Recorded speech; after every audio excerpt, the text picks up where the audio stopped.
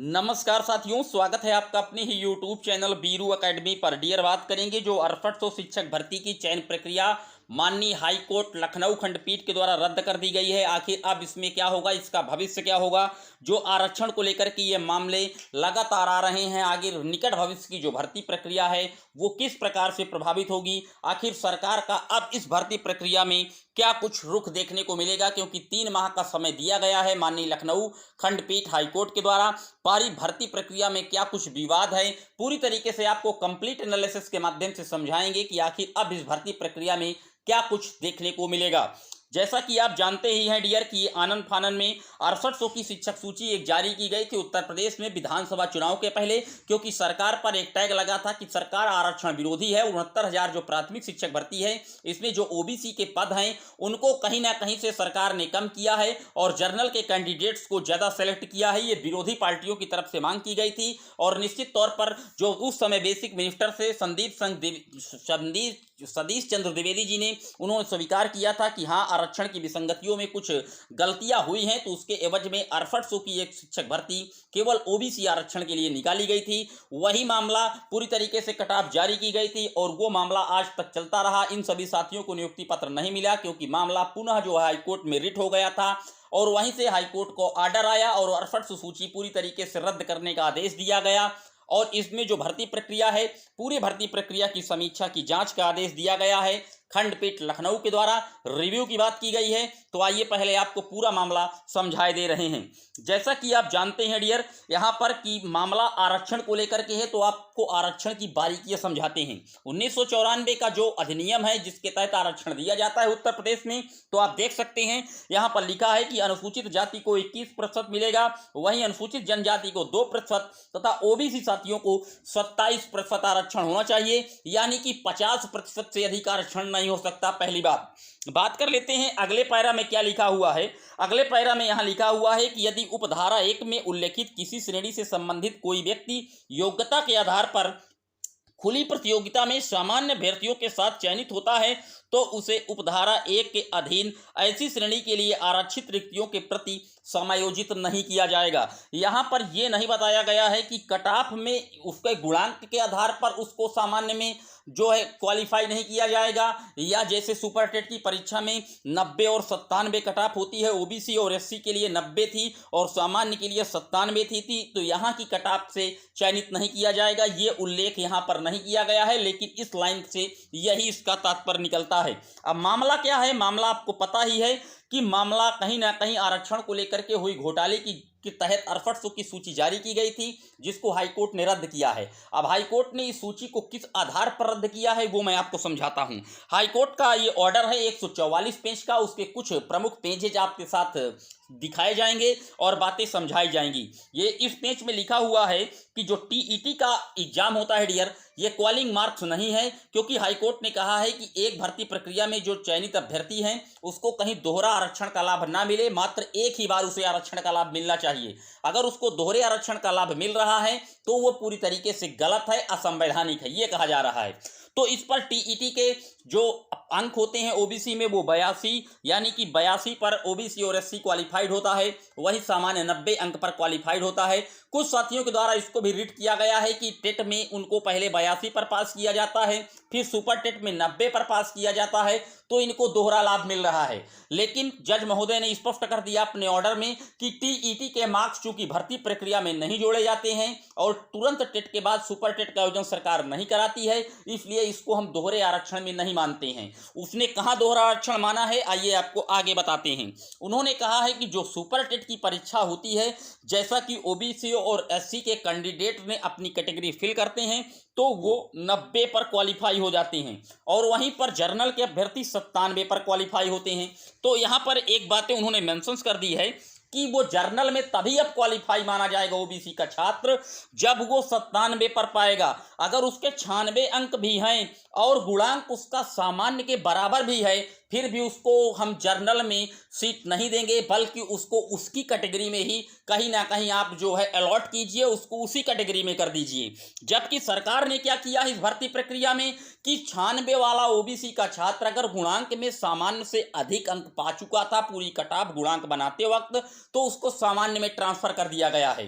तो निश्चित तौर पर यह आदेश आया है माननीय हाईकोर्ट की तरफ से कि अगर उसके 96 अंक हैं और वो भले ही कट ऑफ सामान्य में क्वालिफाई कर रहा है तो उसको सिर्फ उसकी कैटेगरी में रखा जाए, वरना उसे दोहरा लाभ मिल जाएगा।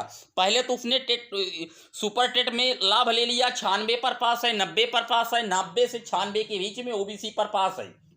अब उसे कट ऑफ में गुणांक ज्यादा बन रहा है सामान्य से, तो उसको सामान्य में क्वालिफाई कर दिया गया, जो कि गलत है। उसको दोहरा लाभ मिल रहा है, उसको सिर्फ उसी की कैटेगरी में रखा जाए, ये हाई कोर्ट का आदेश है। और अगर सिर्फ उसको उसी की कैटेगरी में रखा जाएगा तो निश्चित तौर पर कहीं ना कहीं जो ओबीसी की सीटें हैं वो और कम हो जाएंगी। आप देख सकते हैं, आपकी स्क्रीन पर लगातार बताया जा रहा है कि जो भर्ती प्रक्रिया है इसमें जो अनरिजर्व की सीटें थी, आप टोटल सीटें आप देख पा रहे हैं 34,589 थी। कट ऑफ कितनी गई थी सामान्य की, तो 67.11 गई थी। और इसमें 19,000 छात्र जर्नल के सिलेक्ट हुए, वहीं 13,007 छात्र ओबीसी के सिलेक्ट हो गए हैं डियर। जबकि ये ओबीसी के वो छात्र सिलेक्ट हो गए हैं जिनके अंक कहीं ना कहीं 90 से 96 के बीच में है डियर सुपर टेट में। और हाईकोर्ट ने यह कह दिया है कि जिनके अंक 90 से 96 के बीच में हैं उनको सीधे उनकी कैटेगरी में रखिए। माननीय यहाँ पर रखना है, ओबीसी को सिर्फ ओबीसी की कैटेगरी में रखना है। अगर इनके अंक 97 होते या स्टेट में, क्योंकि इन्होंने कैटेगरी का लाभ लिया है ओबीसी डाल करके, चूंकि 90 में इनको क्वालिफाई होना था तो कैटेगरी का लाभ लिया है। और आप अगर गुणांक को देखकर इनका गुणांक यहाँ ज्यादा बन रहा है, भले इनके अंक 96 के अंदर हैं, लेकिन हाई स्कूल, इंटर और ग्रेजुएशन के अंक मिलाकर इनका गुणांक 67.11 के आसपास या इनसे ऊपर बन रहा है। तो सरकार इनको जर्नल में क्वालिफाई करा दी है, जिसके एवज में हाईकोर्ट ने कहा है कि यह गलत है। इस पूरी प्रक्रिया को फिर से रिव्यू कीजिए। और इस तरीके से उनको दोहरा लाभ मिल रहा है, जबकि उन्हें सिर्फ दोहरा आरक्षण मिल रहा है, जबकि आरक्षण एक ही जगह मिलना चाहिए। ये हाई कोर्ट की बड़ी टिप्पणी है। तो इस तरीके से तो जो जर्नल में कैंडिडेट सिलेक्ट हुए होंगे, बहुत साथी हमारे जर्नल में सिलेक्ट हुए हैं। जैसे आपको उदाहरण दे दे शिक्षा मित्रों का। शिक्षा मित्र आप जानते हैं कि मान लीजिए कोई ओबीसी का शिक्षा मित्र था, उसको 90 अंक सुपर टेट में मिले और वो सीधे जर्नल में यहाँ सिलेक्ट हुआ है। क्यों सिलेक्ट हुआ है? क्योंकि उसको गुणांक के बाद 25 अंक का अतिरिक्त भारांक दिया गया है। तो जब 25 अंक का अतिरिक्त भारांक लिए वो सामान्य में बैठा है, तो उसको सामान्य में अब नहीं रखना है, बल्कि उसको उसी की कैटेगरी में रखना है। तो इस हिसाब से तो ओबीसी साथियों का और ज्यादा नुकसान होगा डियर। यह हाई कोर्ट का आदेश है। निश्चित तौर पर इस भर्ती प्रक्रिया में जो साथी सामान्य में सिलेक्ट हो गए हैं ओबीसी के, सिंगल बेंच का ये आर्डर है कि उनको उन्हीं की कैटेगरी में रखा जाए। आइए आपको आगे और दिखाते हैं मामला क्या है। आप देख सकते हैं यहाँ पर उन्होंने एक टिप्पणी और की है कि जो आरक्षण है वो महज 50% ही होना चाहिए टोटल सीट्स का, और 50 से ज़्यादा आप नहीं कर सकते हैं। अगर आप करते हैं तो आपको उसको बताना होगा कि किस आधार पर आप कर रहे हैं।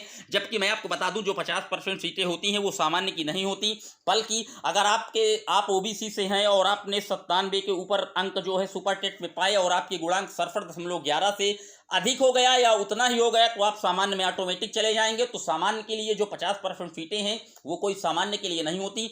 हर वर्ग का साथी अगर सामान्य के बराबर अंक पाता है तो वो निश्चित तौर पर सामान्य में क्वालिफाइड हो जाता है डियर। अब अगली जो महत्वपूर्ण बातें उन्होंने ये भी मेंशन कर दी हैं कि जो साथी 2 साल से नियुक्ति पत्र लिए इस पे जॉब कर रहे हैं, उनको छेड़छाड़ ना की जाए, बल्कि उसी आधार पर जो इसकी प्रक्रियाएं हैं उनको कैटेगरी में सेलेक्ट की जाए। अगर कोई दिक्कतें आती हैं तो फिर उनको कहीं ना कहीं दूसरे जो जॉब्स हैं सरकारी और डिपार्टमेंट्स में भी उनको देने की बात की जा रही है। हालांकि ये थोड़ा क्रिटिकल स्टेज में हो पाएगा, ऐसा कर पाना सरकार के लिए कहीं ना कहीं थोड़ा मुश्किल है, क्योंकि जो साथी नौकरी कर चुके हैं या लगातार कर रहे हैं उनको हटा पाना सरकार के लिए टेढ़ी खीर है। जैसा कि आप जानते हैं डियर कि पिछली एक और वैकेंसी हुई थी, जैसे आप बात कर लें यहाँ पर अभी नगर निकाय चुनाव को लेकर के, तो उस पर भी ओबीसी आरक्षण को लेकर के सरकार पर टैग लगा था कि ये सरकार विरोधी है। हालांकि वो जो मामला हाईकोर्ट गया था और हाईकोर्ट के द्वारा उस आरक्षण को रद्द कर दिया गया था, नए आरक्षण सूची बनाने की बात की गई थी। तो इस मामले को भी सरकार कहीं ना कहीं डबल बेंच जरूर ले जाएगी, क्योंकि सरकार के ऊपर आरक्षण विरोधी होने का टैग लगा हुआ है। इस सरकार को इस सारी बातें समझ में आ रही हैं कि विपक्ष इस पर हावी होगा, हमलावर होगा, लेकिन 6800 जो शिक्षक साथियों को नियुक्ति पत्र मिलने वाला था वो अभी नहीं मिल पाएगा डियर, क्योंकि मामला काफ़ी क्रिटिकल स्टेज में है। अब सरकार के पास केवल एक ही विकल्प है, वो डबल बेंच में इस जो रिट को है वो काउंटर फाइल करेगी और वहां से होते हुआ अब ये मामला माननीय सुप्रीम कोर्ट में दिखाई दे रहा है, क्योंकि अगर इसके बाद नई भी भर्ती आती है तो भी ये आरक्षण का मामला आगे आने वाली भर्तियों में फंसेगा।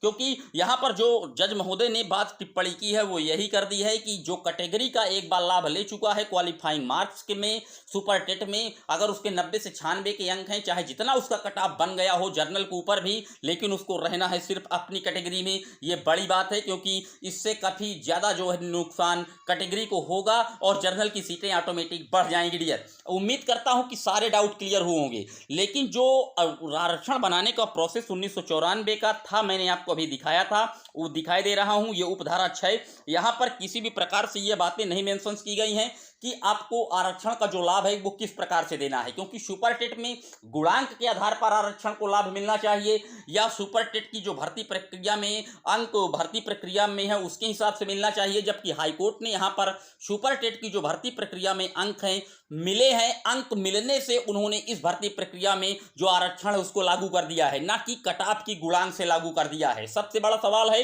यहाँ पर मेंशन नहीं है कि गुणांक से होगा या कटऑफ से होगा। अब निश्चित तौर पर यह मामला डबल बेंच जाएगा और डबल बेंच से क्या कुछ होता है ये देखने वाली बात होगी। लेकिन 6800 जो शिक्षकों की भर्ती थी पूरी तरीके से वो विवादित है और अभी इसको लेकर कह पाना कि इनको नियुक्ति प्रक्रिया कब तक स्टार्ट होगी या इन्हें नियुक्ति मिलेगी भी या नहीं मिलेगी, ये काफ़ी बड़ा सवाल है। और अगर ये मामला यहाँ से सॉल्व नहीं होगा तो आगे आने वाली भर्ती प्रक्रिया भी पूरी तरीके से शिक्षकों की प्रभावित होगी, क्योंकि अभी एक मौका शिक्षा मित्रों को और देना है। सुप्रीम कोर्ट में सरकार इसको कबूलनामे के रूप में जमा कर चुकी है, तो शिक्षा मित्र जब 25 अंक पाते हैं तो चाहे वो ओबीसी के हों या एससी के हों, वो ऑटोमेटिक जर्नल में आ जाते हैं।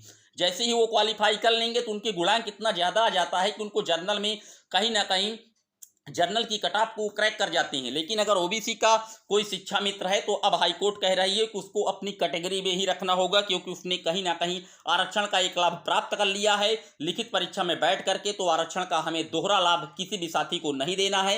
ये जजमेंट लखनऊ खंडपीठ के द्वारा आया है। उम्मीद करता हूँ कि कंप्लीट एनालिसिस से आपको समझ में आया होगा कि आखिर विवाद है क्या, सूची किस तरीके से रद्द की गई है लखनऊ खंडपीठ के द्वारा, पूरा मामला आप समझ गए होंगे। और इस मामले में आगे क्या कुछ होगा मैं आपको फिर बताऊंगा जैसे ही इस पर कुछ महत्वपूर्ण अपडेट आएगी। लेकिन सरकार यही है, उम्मीद में है कि डबल बेंच जाने की तैयारी सरकार करेगी और यह मामला हो सकता है कि माननीय सुप्रीम कोर्ट की दहलीज पर भी खड़ा हो। उम्मीद करता हूं समझ में आया होगा। कंप्लीट एनालिसिस था।